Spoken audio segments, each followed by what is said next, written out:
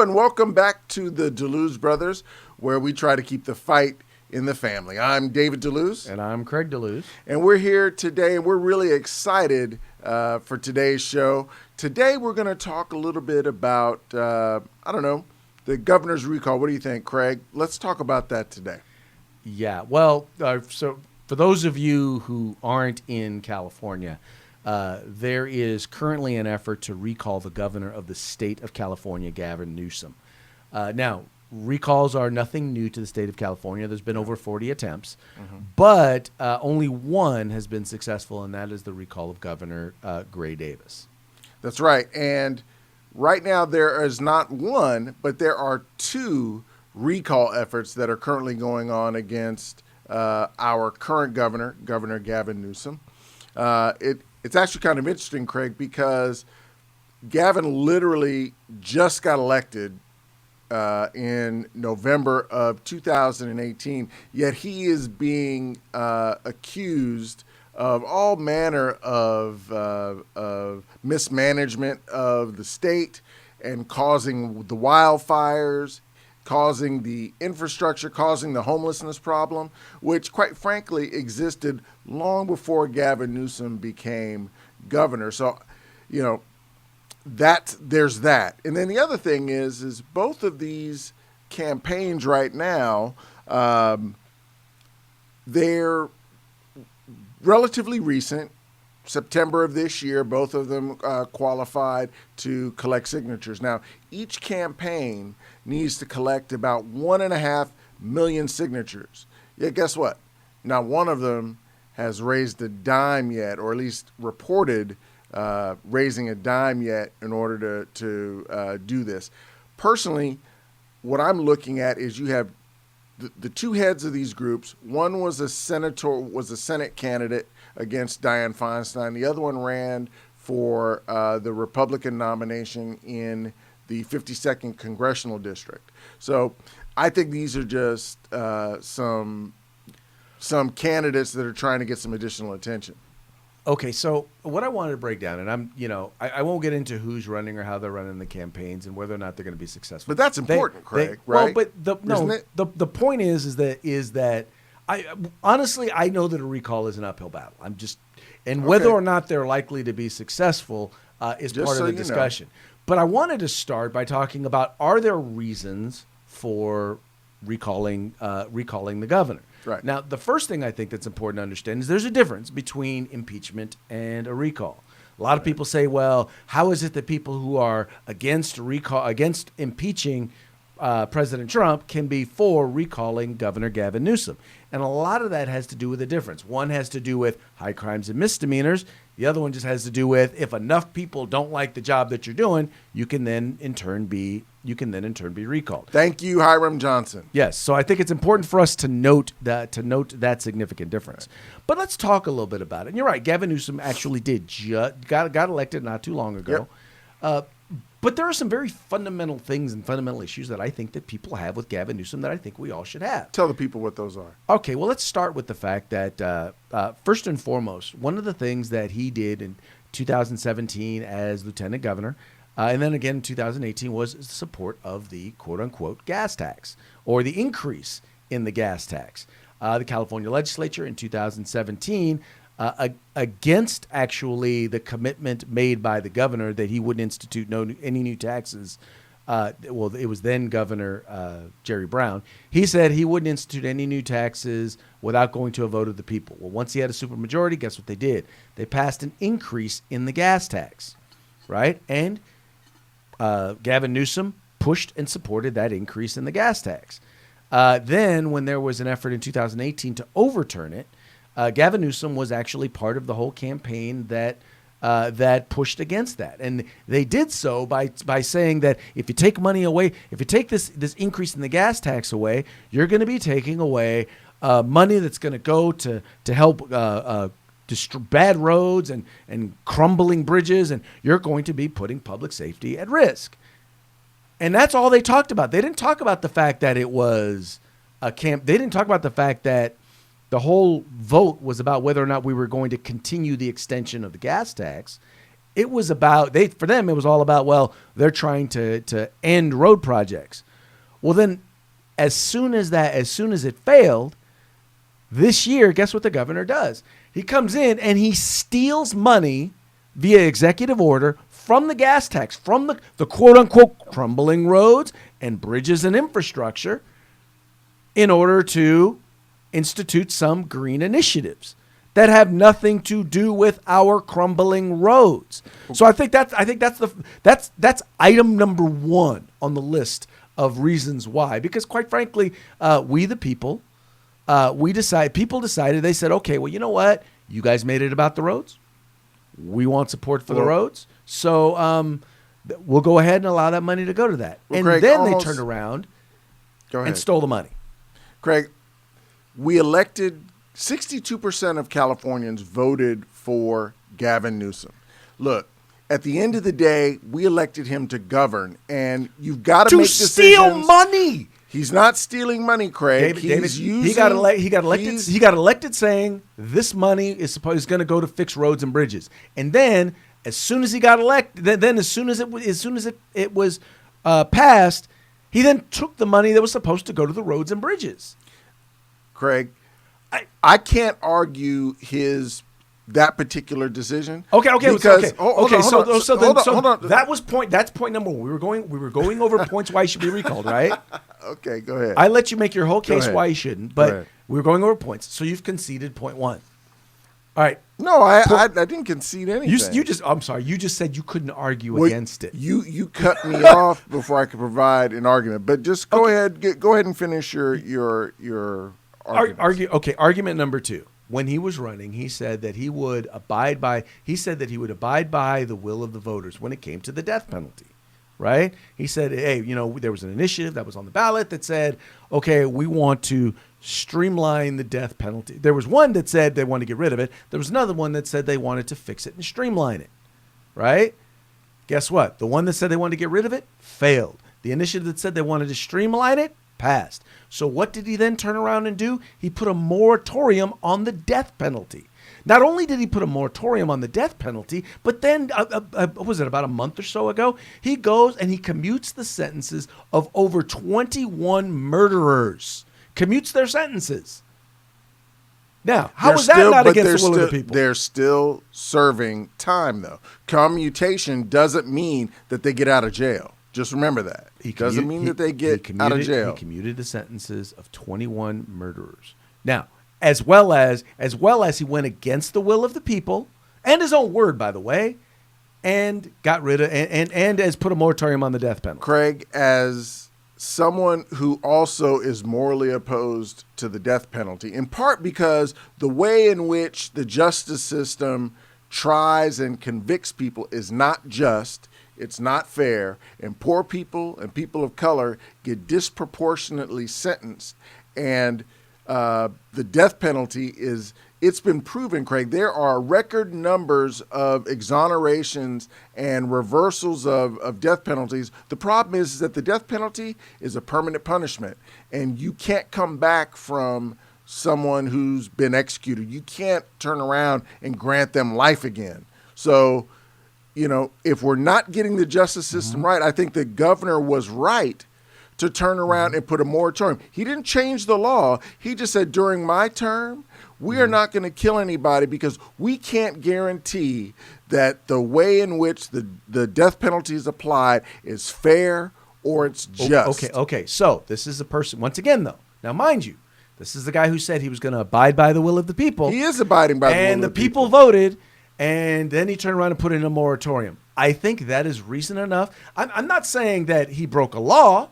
I'm just saying that is reason enough to recall him because guess what? He lied. He lied when he said he would abide by the will of the people. Yes, he did. He lied when he said that's not a lie. He lied when he said he would abide by the will of the people. Period. And you know what? In the end, that's going to be up to the people to decide. Right? That's what you want to say? He said one thing and then he did another. Well, that's not. That sounds like a lie to me. That's not one of the items that's on these petitions to recall the governor. I'm just talking about why. I'm talking about why there are reasons to recall the governor. Okay.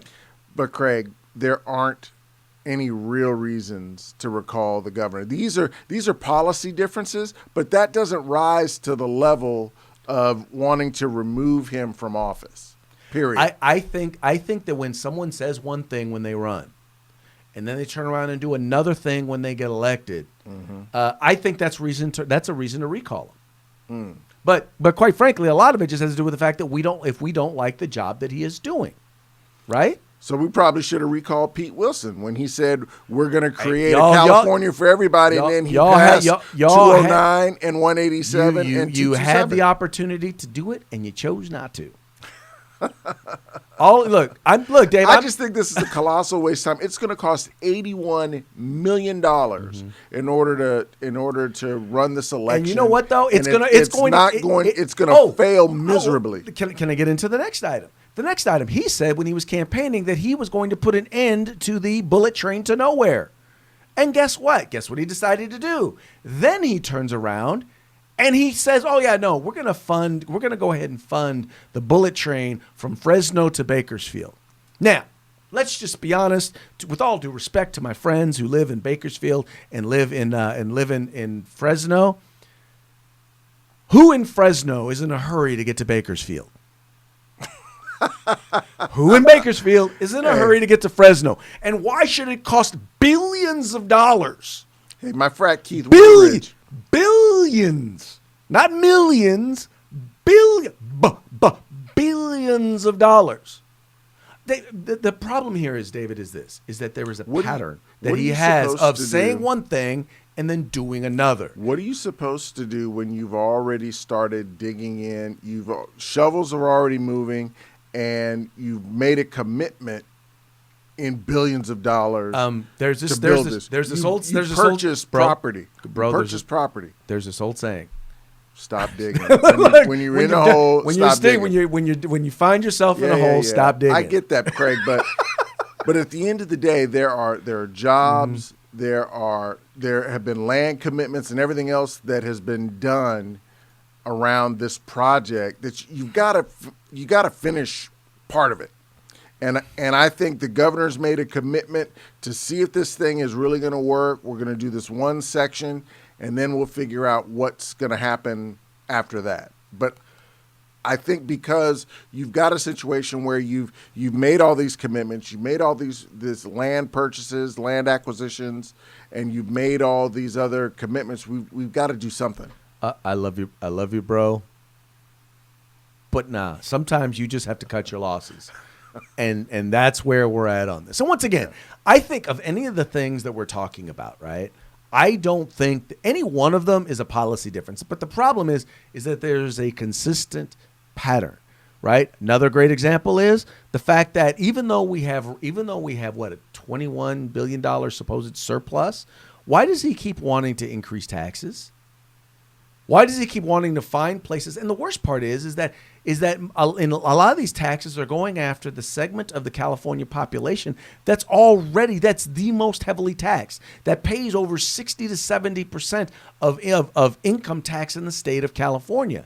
We are seeing a mass exodus of jobs and business out of California. 99% of the wealth goes to that group of people you mean income inequality. You mean income inequality in a state run by Democrats? Yes, California has the highest poverty rate, state run by Democrats. That's because people come here, Craig. People come here because of the climate. Well, people come here because of the generous government benefits. Craig, I would hardly say that California is overly generous. Yes, California is overly generous. They're much more generous than most other states. So he's increasing. So you've got that issue. And why shouldn't we make sure that our poor and our homeless have some resources in order to be able to live? Why should we not want to do that? No one's saying that you shouldn't. But my problem is that if you look at the direction, if you look at the solutions that have been offered by the Democratic Party and this governor, right? If you look at the solutions that have been offered, they're failing miserably. But Craig, and their answer is let's do more of the rest. Craig, austerity policies that are promoted by the Republican Party, pull yourself up by your bootstraps, do things on your own, depend on systematic charity, of nonprofits and religious organizations, that does not meet the monstrous need out there for the number of homeless people, the number of people who've lost their homes because they've lost their jobs, or their pay increases haven't kept up with the increases in the rent and the other expenses that it takes to live. David, so, Craig, even if you just took the money that goes into the government programs and gave it to the private sector, who does, by the way, much more with much less. That's not true. Right? They positively do. No, they don't. Positively do. There is not a doubt in my mind. But David, ultimately, what it comes down to is, and we're now getting into talking about debating, social welfare policy and all of that. But the main thing that we were talking about today is the recall, and are there sufficient enough reasons? Now, I haven't even gotten into the fact that he's decided to sign every single piece of anti-gun legislation that's come to his desk. Legislation that is so bad that even Governor Jerry Brown, a fellow liberal Democrat, said, this stuff isn't going to work, or this stuff is too extreme. Right. See, the one thing I'll give Jerry Brown was this, and it didn't matter if it was gun policy, if it was tax policy. He decided that he knew that with Democrats being the majority, he knew that somebody had to be the adult in the room. And he opted to be that adult. And I am so happy to hear you say that Jerry Brown did something right. Because for 8 years, I don't know, maybe it was just me, but all I heard you do was rail against Jerry Brown. So I'm happy to hear that now in hindsight, you've got selective around memory. and decided to say Jerry Brown was a good guy. Let's be clear. We're comparing. Maybe you should have recalled Jerry Brown. We're comparing an F plus to an F minus. Oh, okay? Come on. Man. We're comparing an F plus to an F minus. Craig. But you're right about one thing. I never thought I would find myself longing for the days of a Jerry Brown versus Gavin Newsom, whose only job before this, by the way, as lieutenant governor, was to wake up in the morning and read the newspaper and find out if the governor was still alive. Craig, but that's the job of the lieutenant governor. Well, but the worst part is that I don't know what you're complaining about. He would 60% of the time he didn't even show up to do that job. 60% of the time he didn't even show up to do his job. You could be lieutenant governor from San Francisco. Why do you need to be in Sacramento? No, Craig, his attendance was AWOL 60% of the time as lieutenant governor. His attendance at his boards and commission meetings was on par with other lieutenant governors. Yes, it was. His attendance at board meetings was on par with. How do you fail at being lieutenant governor? If it could be done, he didn't fail. He didn't fail. Did he fail to show up on the day that Jerry Brown went out of state? No, he didn't. Oh, heck no, because he could be governor. He got to be governor anywhere he needs to be. Governor, so look, governor, he got to be the governor. At the end of the day, this is about pure politics, Craig. And at the end of the day, but that's what recalls are. They're policy and politics, Craig, right? Craig, at the end of the day, these are nothing but gnats flying around Governor Newsom. That is a distraction, and it's going to cost money to the California taxpayers that could otherwise go, I don't know, to fighting forest fires. Into some government program that won't do anything. Into some state government program that won't do anything. And make people's lives better. Getting rid of in Gavin California Newsom would definitely save lives. Both of these petitions have to gather 1.5 million signatures. They have no money. They have no money in the bank, it's going to cost at least that's an excellent $5 to $7 million just to put it on the ballot. So who's going to fund it? It's going to be. David, see, now you're getting into whether or not it's going to be successful. And I can't argue with you. It's going to be tough for it to be successful. It's an all volunteer effort, but that doesn't mean that there's not a reason to do it. I don't believe that there's a reason to do it. Of course you don't. The governor literally because you believe in his socialistic policies. So obviously, Gavin you don't Newsom believe there's is a an reason not to do entrepreneur. it. He's a capitalist. He is not a socialist. Period. Yeah. He is what I like to call a social. Was not a socialist guy. What is it? There was a phrase that I had specifically for capitalists like him, and basically, it's someone who He's a free market Successful. liberal. He's a free market liberal, meaning as But long you should as like that. as long as You should he like as that. long as he and his friend as long as the market is free to he and his friends, well then it's a free market. Well, that's what free market liberals are in their what government programs. Republican doesn't believe in the free market? No, you're not hearing me. A free market. No, liberal, I heard you. A free market Wants it liberal. free to them. They just want it just to be free to them. That anyway, bro, sounds like conservatives. we have run up against our time limit. So anyway, folks, Go Gavin, get busy. Go Gavin. You're gonna do this. Don't even worry about this. I think you're doing it right. You just brushing them off. I'm looking forward. I'm looking forward to Gavin Newsom, being recalled, but I doubt it'll happen. It's not going to happen. But hey, I'm down for the fight. Anyway, folks, hey, that's going to be it for today for this week's DeLuz Brothers. Thank you so much for tuning in. Yep. Please remember, like and share, like and share. Like and share, like and share. Tell your friends about the DeLuz Brothers, where we keep the fight in the family. That's right. Tune in. See you guys later.